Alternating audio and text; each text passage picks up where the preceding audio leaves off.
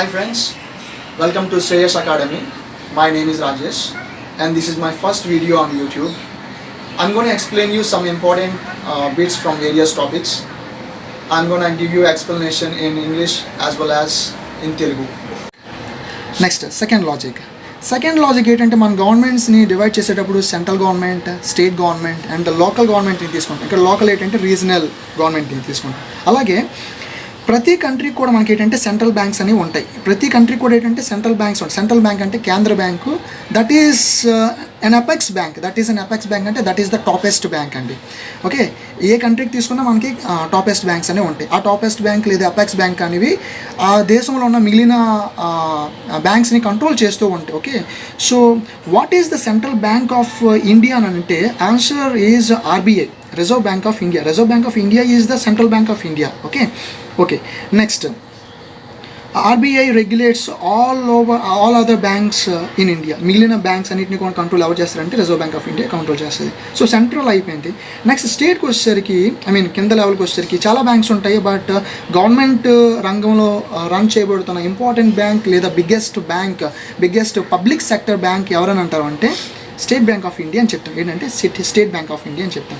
Next regional లెవెల్కి అంటే local లెవెల్కి వచ్చేసరికి అంటే ద లోయెస్ట్ లెవెల్కి వచ్చేసరికి ఆర్ఆర్బీఎస్ అంటే రీజనల్ రూరల్ బ్యాంక్స్ అని చెప్తాం. అయితే నా కాన్సెప్ట్ ఇది కాదు, ఇవి ఏ ఇయర్లో ఫామ్ అయ్యి అనేవి చెప్పుకోవడం అనేది నా యొక్క పాయింట్. ఇక్కడ RBI was formed in 1935.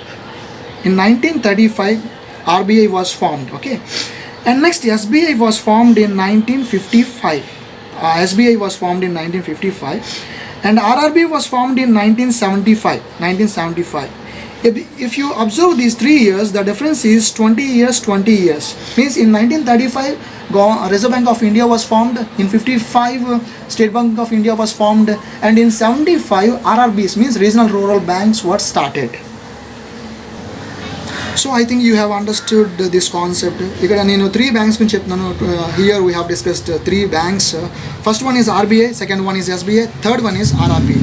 RBI was formed in 1935, SBI was in 1955, next RRB was in 1975. Next topic is Ajanta Caves versus Ellora Caves. మనకి ఈ 2 caves వచ్చేసరికి కొన్ని కామన్ పాయింట్స్ ఉంటాయండి. ఒకటి ఏంటంటే Ajanta Caves were listed in UNESCO World Heritage Site. Ajanta Caves UNESCO World Heritage Site లో listed అయ్యి ఉంది. ఎల్లోరా కేవ్స్ కూడా యునెస్కో వరల్డ్ హెరిటేజ్ సైట్లో లిస్టెడ్ అయ్యి ఉంది. ఈ 2 కేవ్స్ కూడా యునెస్కో వరల్డ్ హెరిటేజ్ సైట్లో లిస్టెడ్ అయ్యి ఉంది. Second thing, Ajanta caves are located in Maharashtra in Aurangabad district. Maharashtra అనే స్టేట్లోని మనకి డిస్టిక్స్ ఉంటాయి కదా, అందులో ఔరంగాబాద్ అనేది ఒక డిస్టిక్ అండి. ఔరంగజేబు అనే కింగ్ నేమ్ మీద వచ్చిన డిస్టిక్ ఏంటంటే ఔరంగాబాద్ డిస్టిక్ అండి. ఈ డిస్టిక్లో మనకి Ajanta caves and Ellora caves, both the caves are located in Aurangabad district. In Aurangabad district at Ajanta place Ajanta caves are located. In Aurangabad district at Ellora place Ellora caves are located. So Ellora caves are located in Maharashtra state in Aurangabad district at Ellora. Ellora is a place. Okay, Ellora is a place. Ellora అనే ప్లేస్లో ఈ caves ఉండడం వల్ల Ellora caves అని పిలుస్తున్నాం. ఓకేనా. Next Ajanta caves are located in Maharashtra state Aurangabad district at Ajanta is also place. That's why these caves are called as Ajanta caves అని పిలుస్తున్నాం. ఓకే, ఇది కామన్ థింగ్స్ అండి. నెక్స్ట్ అజంతా కేవ్స్కి వచ్చేసరికి మనకి నియర్లీ 30 కేవ్స్ ఉన్నాయి. ఎల్లోరా కేవ్స్కి వచ్చేసరికి ఇందులోనే ఏంటంటే 34 కేవ్స్ ఉన్నాయండి అంటే నియర్లీ. ఓకే, అజంతాలో 30 కేవ్స్ ఉన్నాయి, ఎల్లోరాలో 34 కేవ్స్ ఉన్నాయి. ఓకే, నెక్స్ట్ ఒకసారి CCL ఎగ్జామ్లోని క్వశ్చన్ ఏంటంటే అజంతా కేవ్స్లోని ఏ రిలీజియన్కి సంబంధించిన మాన్యుమెంట్స్ లేదా ఐడియల్స్ అంటే విగ్రహాలు కానీ లేదా స్కల్ప్చర్ పెయింటింగ్స్ అనేవి ఉన్నాయి. ఎల్లోరా కేవ్స్కి వచ్చేసరికి ఏ రిలీజియన్కి సంబంధించినవి ఉన్నాయని క్వశ్చన్ అడిగాడండి. ఓకే, అజంతాకి వచ్చేసరికి only Buddhism. Ajanta caves are completely and primarily dedicated to Buddhism completely. Okay, Ajanta caves are completely dedicated to Buddhism. Okay, Ajanta కేవ్స్లోని ఇంకొక ఏ రిలీజియన్ సంబంధించిన మనకి స్కల్ప్చర్ కానీ పెయింటింగ్ కానీ ఏ ఐడియల్స్ లేవండి. బట్ ఎల్లోరా కేవ్స్కి వచ్చేసరికి 3 రిలీజియన్స్ని మనము చెప్పుకోవచ్చు. ఒకటి హిందూయిజం అండి, సెకండ్ వన్ వచ్చేసరికి బుద్ధిజం, థర్డ్ వన్ వచ్చేసరికి జైనిజం. హిందూయిజంకి సంబంధించిన బుద్ధిజం, జైనిజం 3 రిలీజియన్కి సంబంధించిన స్కల్ప్చర్ కానీ పెయింటింగ్స్ కానీ మాన్యుమెంట్స్ కానీ ఉన్నాయి. ఇప్పుడు ఈ రెండింటిని డిఫరెన్షియేట్ చేయడం కోసం మీకు ఒక లాజిక్ చెప్తాను ఇక్కడ. లాజిక్ ఏంటంటే మనకి 34 కేవ్స్లోని 16th కేవ్లోని the biggest cave temple in India is Kailasanath temple. Question clear ఇవ్వనండి.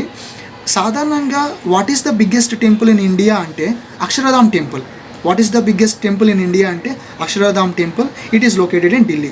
Okay, భారతదేశంలో అతిపెద్ద దేవాలయం, హిందూ దేవాలయం ఏదంటే అక్షరధామ్ టెంపుల్ అంటామండి. బట్ అది కేవ్స్లో లేదు. కానీ ఈ క్వశ్చన్ చూస్తే what is the biggest cave temple, not simply temple, the biggest cave temple. What is the biggest cave temple in India అని అడిగితే, క్వశ్చన్ అడిగితే ఆన్సర్ ఏంటంటే ద కైలాసనాథ్ టెంపుల్. ఈ కైలాసనాథ్ టెంపుల్ అనేది ఎక్కడ ఉందంటే ఎల్లోరా కేవ్స్లోని 16th కేవ్లో ఉంది. అర్థమవుతుందో లేదా? సో ద కైలాసనాథ్ టెంపుల్ అంటే it is related to Hinduism. ఈ టెంపుల్ అనేది మనకి అజంతా కేవ్స్లో లేదు. So Ajanta caves is only for Buddhism. Ellora కేవ్స్లో ఉన్న కైలాసనాథ్ టెంపుల్ని తీసుకుంటే ఇక్కడ హిందూయిజం యాడ్ అయింది. సో హిందూయిజం, బుద్ధిజం, జైనిజం, ఈ 3 రిలీజియన్స్ని మనము ఎల్లోరా కేవ్స్లో మనం చూడొచ్చు. Okay, then next bit is about Mughals. So all people are aware of Mughals. ఢిల్లీని కేంద్రంగా చేసుకుని మొఘల్స్ ఉత్తర భారతదేశాన్ని రూలింగ్ చేశారు కదా. So Mughals can be classified into 2 kinds అండి. అర్లీ మొఘల్స్ కింద అంటే తొలి మొఘలులు అంటాము. అండ్ లేటర్ మొఘల్స్ అంటే మళ్ళీ మొఘలులు లేదా చివరి మొఘలులు అని అంటాము. ఓకే, అర్లీ మొఘల్స్లో మనకి ఎవరెవరు ఉంటారంటే, so who is the founder of Mughal dynasty? అసలు మొఘల్ డైనస్టీ స్టార్ట్ చేసింది ఎవరంటే బాబర్ అండి. Babur started Mughal dynasty in 1526. 1526లో బాబరు మొఘల్ డైనస్టీని స్టార్ట్ చేయడం జరిగింది. తర్వాత అర్లీ మొఘల్స్లో ఎవరెవరు వస్తారంటే బాబర్, తర్వాత హుమాయూన్ వస్తారండి, నెక్స్ట్ అక్బర్, నెక్స్ట్ జహంగీర్, షాజహాన్, ఔరంగజేబ్ అని. ఔరంగజేబు వరకు కూడా అంటే బాబర్ నుంచి ఔరంగజేబు వరకు ఉన్న మొఘల్స్ని ఏమంటామంటే అర్లీ మొఘల్స్ అని అంటాం. ఈ మధ్యలో షేర్షా వీళ్ళు కూడా ఉంటారు, కానీ వాళ్ళు మనం అంత కన్సిడర్ చేయని అవసరం లేదు. మెయిన్గా వీళ్ళే మొఘల్ కింగ్స్ అని తీసుకుంటాం. నెక్స్ట్ లేటర్ మొఘల్స్ వచ్చేసరికి నెక్స్ట్ ఇక్కడ ఇంకో ఇంపార్టెంట్ బిట్ అంటే 1526లోని బాబర్ మొఘల్ డైనస్టీని స్టార్ట్ చేశారు కదా. ఈ 1526లో మనకి జరిగిన వార్ ఏంటంటే ఫస్ట్ పానిపట్టు వార్ అంటాం. 1526లో జరిగింది ఏంటంటే ఫస్ట్ పానిపట్టు వార్ అంటాము. ఇది చేసింది బాబర్ చేశాడు. ఎగ్జాక్ట్గా 30 years తర్వాత అంటే 1556లోని మనకి సెకండ్ పానిపట్టు వార్ జరిగిందండి. సెకండ్ పానిపట్టు వార్ చేసింది అంటే ఏ రాజు టైంలో జరిగిందంటే అక్బర్ టైంలో జరిగిందండి. So 1526 Babur first Panipat war. Second Panipat war was happened in 1556 during Akbar టైంలోని జరగడం జరిగిందండి. నెక్స్ట్ ఇది మనకి ఇక్కడ టాపిక్ కాదండి. అసలు ఇక్కడ ఇంపార్టెంట్ ఏంటంటే ఈ మధ్యలో వస్తుంది చూడండి. లేటర్ మొఘల్స్కి వచ్చేసరికి లేటర్ మొఘల్స్ అని బహదూర్ షా 1 నుంచి స్టార్ట్ అయ్యి బహదూర్ షా 2 అండి. ఈ మధ్యలో చాలామంది కింగ్స్ ఉంటారు లేటర్ మొఘల్స్లోని. బహదూర్ షా 1 నుండి మనకి బహదూర్ షా 2 అనేవాడు లాస్ట్ మొఘల్ కింగ్. మనకి ఎగ్జామ్లో చాలాసార్లు అడిగిన క్వశ్చన్ ఏంటంటే who was the last Mughal king అంటే బహదూర్ షా 2 అని చెప్పుకుంటాం. Bahadur Shah 2 was the last Mughal king అండి. ఈ మధ్యలోని మనకి అహ్మద్ షా, మహమ్మద్ షా, షా ఆలం అని చాలామంది కింగ్స్ ఉంటారు.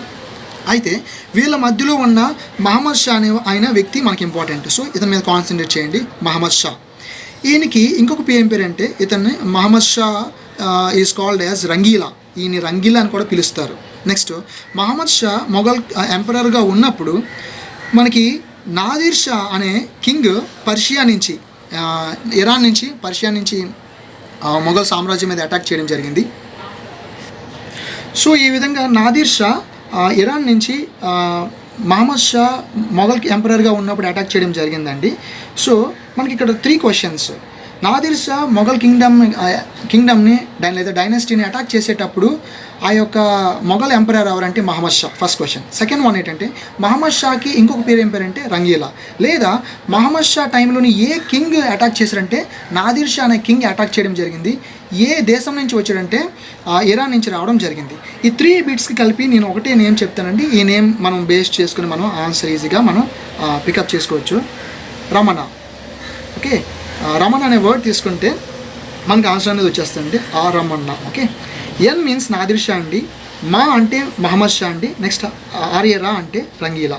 ఓకే, ఎంఏ మా అంటే మహమ్మద్ షా, నా అంటే నాదిర్ షా, అండ్ ఆర్యరా అంటే రంగీలా అండి.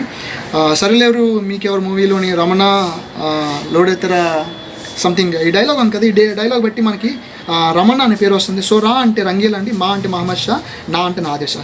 ఇక్కడ మనం నేర్చుకున్న లాజిక్ ఏంటంటే, నాదిర్ షా భారతదేశంపై దండెత్తినప్పుడు మొఘల్ ఎంపరర్ ఎవరు అని అడిగి ఆప్షన్స్లో అహ్మద్ షా, మహమ్మద్ షా అని మహమ్మద్ షా అని అడిగినప్పుడు ఎగ్జామ్లో కన్ఫ్యూజ్ అయిపోతాం, చాలామంది కన్ఫ్యూజ్ అవుతుంటాం. అహ్మద్ షా మహమ్మద్ షా అని కన్ఫ్యూజ్ అవుతుంటాం. సో కన్ఫ్యూజ్ అవ్వకుండా సింపుల్గా ఈ వర్డ్ జ్ఞాపకం చేసుకోగానే మహమ్మద్ షా అని కాన్ఫిడెంట్గా మీరు ఆన్సర్ పికప్ చేసుకోవచ్చండి. సో ఈ 3 లెటర్స్ నుంచి మనకి ఏంటంటే 3 ఆన్సర్స్ అనేవి వస్తాయి. నా నాదిర్ షా, ఎం మా మహమ్మద్ షా, రా అనేది రంగీలా. 1739లోని నాదిర్ షా ఇరాన్ నుంచి వచ్చి ఇండియాని అటాక్ చేయడం జరిగింది కదా. ఇండియాని అటాక్ చేసి ఆయన peacock throne and Kohinoor diamond అంటే నెమల సింహాసనం, కోహినూర్ డైమండ్ రెండు కూడా ఆయన తీసుకువెళ్ళిపోవడం జరిగిందండి. సో 3 ఇంపార్టెంట్ బిట్స్ ఏంటంటే మహమ్మద్ షా అండి, మహమ్మద్ షాకి ఇంకొక పేరు వచ్చేసరికి రంగీలా. మహమ్మద్ షా మొఘల్ ఎంపరర్గా ఉన్నప్పుడు ఇరాన్ నుంచి వచ్చి ఇండియాని అటాక్ చేసిన వ్యక్తి ఎవరంటే Nadir Shah. So these 3 important bit. Okay, these are 3 important bits.